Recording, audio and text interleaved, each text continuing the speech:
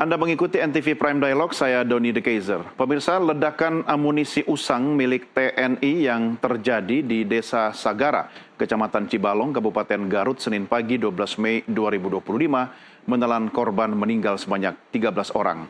4 diantaranya anggota TNI dan 9 lainnya masyarakat sipil.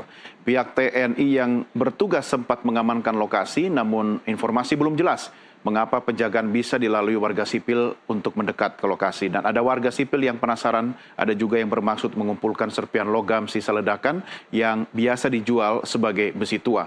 Tidak hanya korban tewas, terdapat juga beberapa korban lain mengalami luka berat akibat peristiwa ini. Kami terhubung dengan keluarga dari korban almarhum Dadang Iis, yaitu Uus Sutiana, yang terhubung bersama kami melalui sambungan Zoom. Juga ada Guru Besar Ilmu Politik dan Keamanan Universitas Padjadjaran, Profesor Muradi. Selamat bergabung, Kang Uus. Apa kabar? Alhamdulillah baik, Pak. Ya, terima kasih bersama kami. Dan juga ada Prof. Muradi. Selamat sore, Prof. Mas. Baik. Sehat selalu, Mas Doni. Baik, saya ke Kang Uus dulu. Kang Uus, sebelumnya kami haturkan turut berduka cita atas peristiwa dan kedukaan yang Anda alami bersama keluarga. Kang Uus, Anda adalah keponakan dari almarhum Dadang Iis, benar ya? Iya, betul. Iya. Tolong diceritakan bagaimana hubungan kekeluargaan Anda dengan almarhum? Hubungan kekeluargaan sangat baik. Kebetulan kita di sini satu kampung dan rumahnya juga berdekatan. Kami juga kemarin waktu mendapat kabar beliau meninggal itu sangat kehilangan dan tidak menyangka sama sekali akan terjadi hal seperti ini. Iya. Kalau almarhum sendiri sehari-hari aktivitas utamanya apa ini, Kang Uus? Beliau itu kalau yang saya tahu biasanya dari kemarin-kemarin jual beli kayu. Kalau yang saya tahu itu beliau Jual beli kayu ya? Nah, kemudian tiba-tiba almarhum berada di lokasi peledakan amunisi itu, gimana ceritanya, Kang? Justru saya juga dari pihak keluarga tidak tahu, ini kan peledakan di daerah sini itu di daerah Cibalong itu bukan pertama kalinya. Ya. Itu sangat sering, hampir tiap tahun ada pemusnahan milisil yang sudah kadaluarsa. Dan saya juga dari tahun-tahun sebelumnya nggak pernah dengar keluarga saya suka ikut atau apa. Cuman kemarin katanya dia udah 3 hari suka ikut-ikutan, tapi bukan mulung. Beliau itu bukan sedang mulung di sana.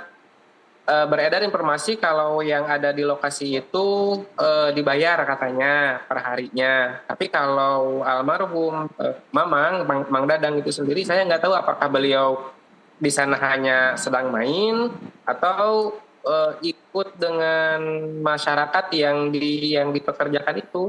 Oke. Artinya dari almarhum sendiri tidak ada keterangan kepada keluarga atau mungkin ke Kang Uus terkait dengan kenapa berada di lokasi itu ya, Kang ya? Tidak ada.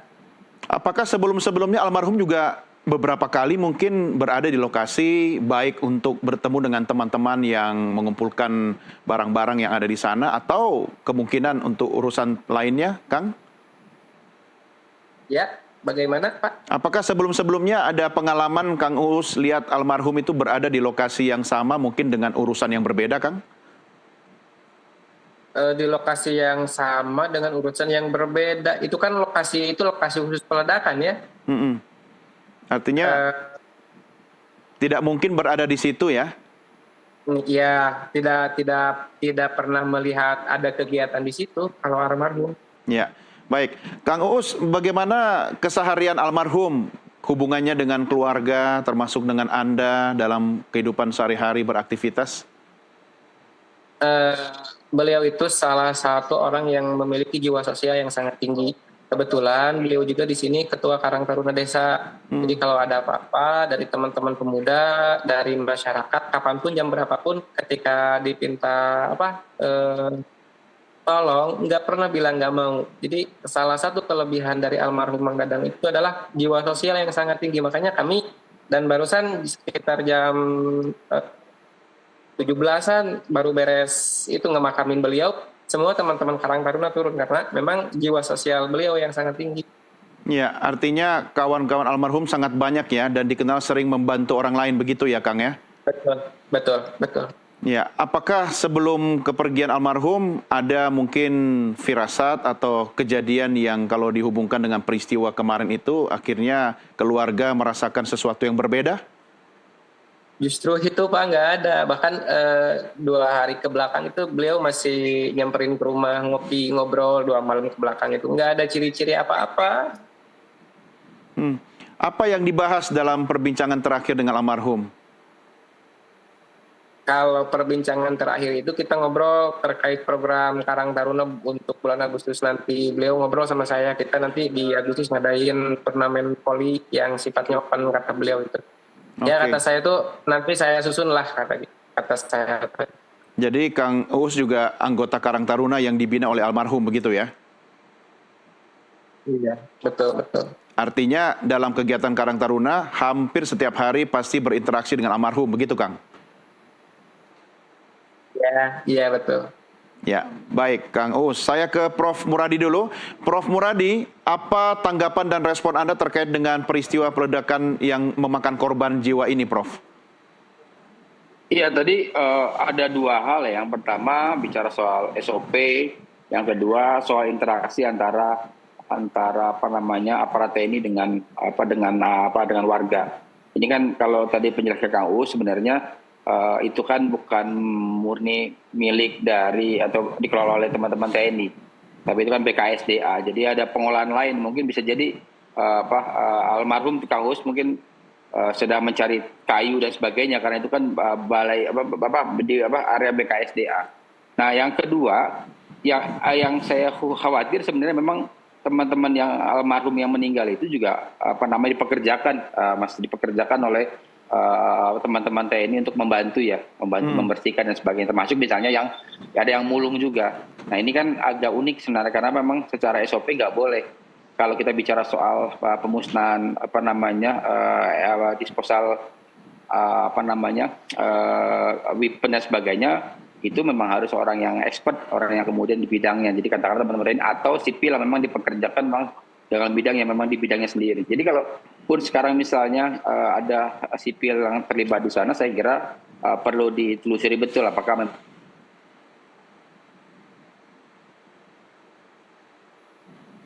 Ya, baik. Saya masih berusaha untuk menghubungi Prof. Muradi, pakar atau guru besar ilmu politik dan keamanan dari Universitas Pajajaran. Hubungan kami melalui sambungan Zoom saat ini mengalami kendala. Saya kembali ke Kang Uus Sutiana. Kang Uus, terkait dengan perbincangan terakhir dengan almarhum, ada rencana untuk menyelenggarakan kegiatan itu harusnya kapan rencananya diadakan itu? Rencananya buat itu kan rutin biasanya setahun sekali diadakan di bulan Agustus. Ya. Kalau untuk acara Karang Taruna. Cuman beliau bilang sama saya, kalau untuk Agustus ini kita coba biarin lah di open, jangan teman-teman lokal doang yang digunain gitu. Oke, berarti nanti biar yang ikut serta bisa lebih besar dan lebih banyak lagi ya, begitu ya Kang ya? Betul, betul. Ya, Kang, ini bukan bermaksud untuk kemudian membuka luka yang belum sembuh, tapi bagaimana kondisi Kang Uus dan keluarga besar setelah almarhum kemudian dimakamkan? Apakah sudah sempat ngobrol-ngobrol lagi mengenang almarhum? Sampai saat ini kita masih, istrinya terutama ya, beliau masih ketika tadi mau dimakamin pingsan beberapa kali. Kalau anaknya yang bungsu si Delepi itu beliau masih kuat ngedampingi bareng sama saya dari kemarin di rumah sakit sampai barusan ikut masuk juga ke liang lahat. Kita nggak bisa ngobrol lebih jauh kalau nggak bisa ngebahas dulu almarhum di rumah. Iya, tapi yang mendampingi keluarga banyak ya? Ada keluarga besar lain atau dari mana? Banyak ada dari keluarga besar ada semua, terusan dari tetangga-tetangga yang dekat juga terus ngedamping, ada banyak di sini. Ya, Kang Uus, ini saya dengar kabar bahwa sebelum almarhum meninggal sempat mengirimkan pesan melalui komunikasi WhatsApp ya, kirim foto, kemudian ada pesan awas nggak beleduk gitu ya. Bisa diceritain soal pesan itu? Pesan itu dikirim beberapa menit sebelum ledakan yang pertama ya. Itu kan ledakannya saya juga nggak tahu Cuman tadi ngobrol sama teman-teman, ledakan hari ini itu cuman hari kemarin itu cuman ada 2 ledakan hari kemarin itu. Nah, almarhum karena memang posisinya nggak tahu, saya juga nggak tahu almarhum itu ngobrol atau dekatnya dengan siapa ada di lokasi itu. Kalau melihat itu kan ada salah satu foto yang beliau berfoto dengan salah satu anggota ya. Betul, di depan truk TNI ya? Betul, iya betul, yang di depan truk TNI itu. Ya. Saya nggak tahu beliau dekatnya dengan siapa. Nah, beberapa menit sebelum itu, sebelum kejadian, sebelum ledakan yang pertama, beliau ngirim pesan, awas, beledug, kata beliau. Oh, ya oke. kita di grup WA karena cuma jadi ini doang, cuma jadi apa namanya, kalau bahasa Sunda mah guguyon gitu. Iya, iya, iya. Baik, baik. Kang Uus, kita rehat sejenak. Nanti kita lanjutkan lagi diskusi kita setelah azan maghrib ya. Karena saat ini...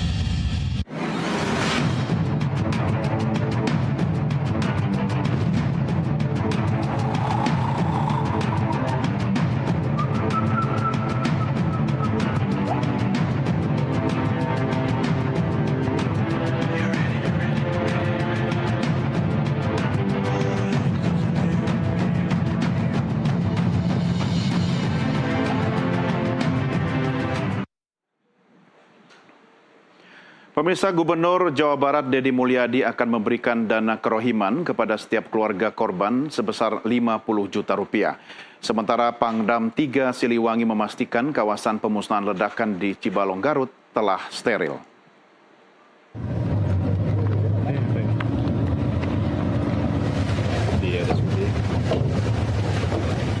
Selasa siang, Pangdam 3 Siliwangi, Majen TNI Dadang Arif Abdurrahman bersama dengan Gubernur Jawa Barat Deddy Mulyadi dan Kapolda Jabar Irjen Rudi Setiawan mengunjungi korban tewas ledakan di ruang jenazah RSUD Pabongpek, Garut. Di hadapan ratusan keluarga korban yang menunggu hasil identifikasi, Gubernur Jawa Barat berjanji akan memberikan dana kerohiman kepada setiap keluarga korban sebesar 50 juta rupiah. Selain itu, pemerintah pun akan menjamin sekolah anak korban hingga ke perguruan tinggi. Tidak terlantar mereka nilainya per orangnya berapa. Nah itu langkah-langkah yang kita berikan saat ini.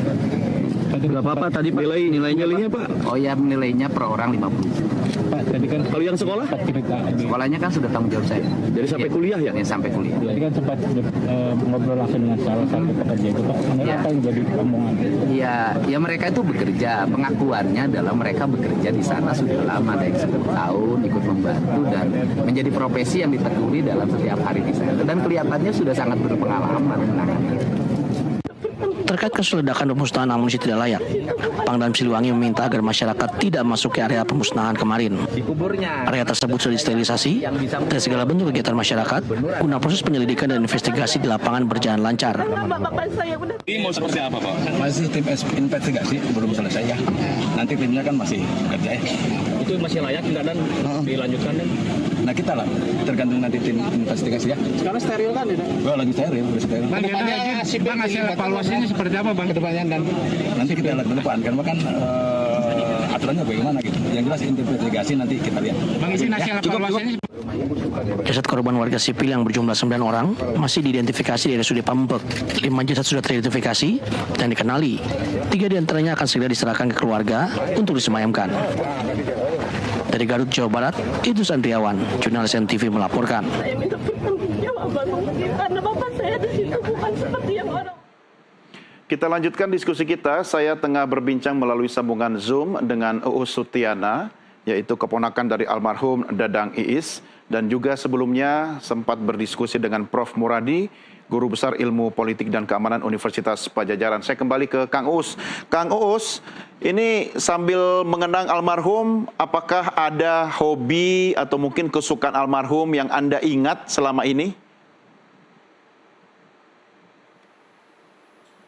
Kalau hobi, beliau olahraga di Polri. Ya, gimana Kang? Saya agak terputus suaranya, Kang. Kalau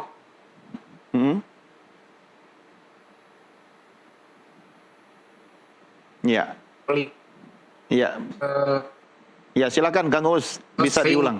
mungkin cara Ya, pemirsa, hubungan komunikasi saya dengan Uus Sutiana mengalami gangguan Saya bisa melihat wajah Uhu Sutiana tetapi ada kendala pada suara Uhu Sutiana. Kami juga masih mencoba menghubungi Prof. Muradi, pakar politik dan keamanan Universitas Padjadjaran, untuk bergabung dalam diskusi pada kesempatan kali ini. Kang Uus, apakah sudah bisa mendengar suara saya?